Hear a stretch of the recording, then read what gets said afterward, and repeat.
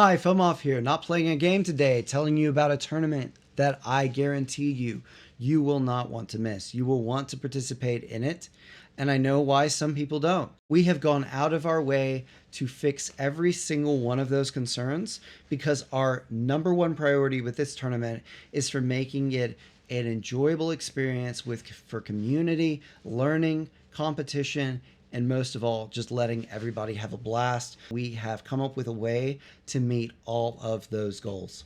Here is the write-up for the tournament. It's going to be linked in the description. I may make a button pop up on the screen as well. You can click, but let's talk about it. Scythe scenario, Snowdown. It's winter in the Northern Hemisphere. Some places get snow, and Snowdown sounds like showdown, and I think I'm hilarious. Enough about that. All right, summary. Click to sign up now. That's a link.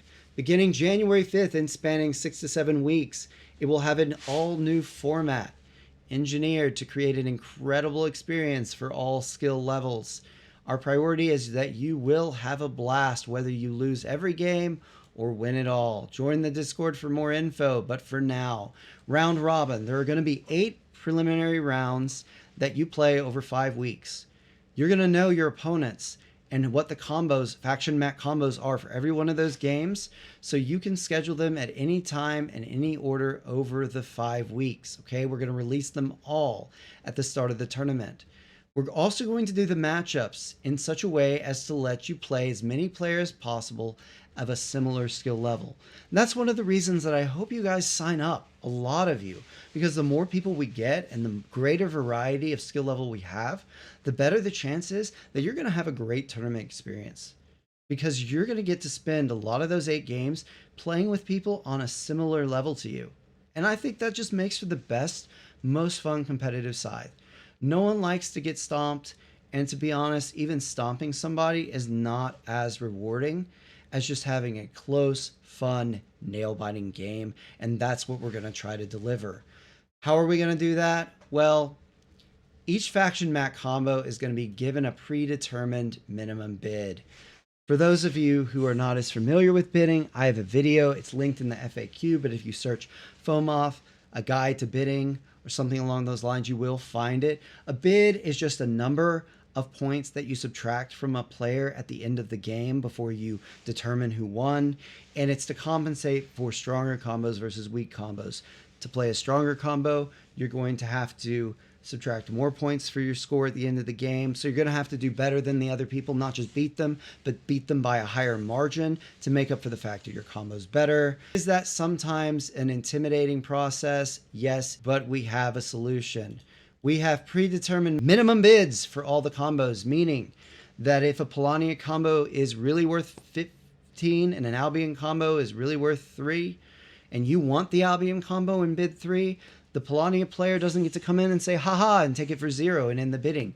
They have to come in at 15. So it's a way to protect you, to give you an idea, 1, what these combos are roughly worth, and 2, to let you just bid on the one that you want. We're also going to make sure, we've never done this before, but we've tested it and we like it, that we give you 4 options to bid on for these 3-player games. There's a good chance, if there are 2 bids out there, that you're going to be able to end the bidding with 1 of 2 combos, which increases the chance of getting to pick something you actually want to play and feel comfortable with.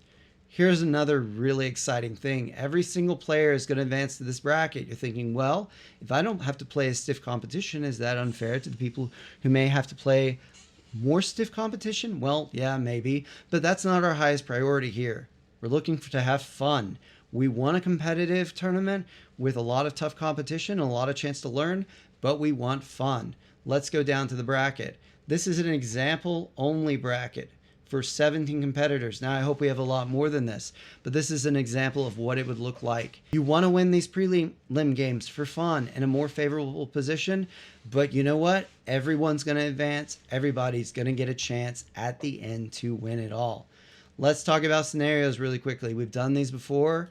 They are popular and they are fun. They add chaos to the game. They add creativity, adaptability. They make Scythe feel fresh. I remember one game from one tournament where we gave a point for every single food controlled at the end of the game. Crimea produced like 60, and then Albion stole it at the end for like a 50-point swing to win the game. It was crazy exciting. Every single one of your games is going to have 4 possible scenarios. If there are 4 of them and you hate one of them, you ban it.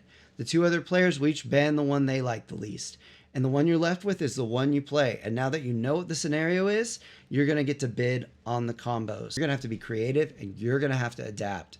Also, whether you've ever streamed on Twitch or not, you should consider it. It's one of the most fun parts of the tournament, and it really builds community and enjoyment together to feel like not just that you're playing a handful of games with people, but we're all kind of participating in it together. And if you just have a microphone and a computer with just a decent computing power, I can get you help set up.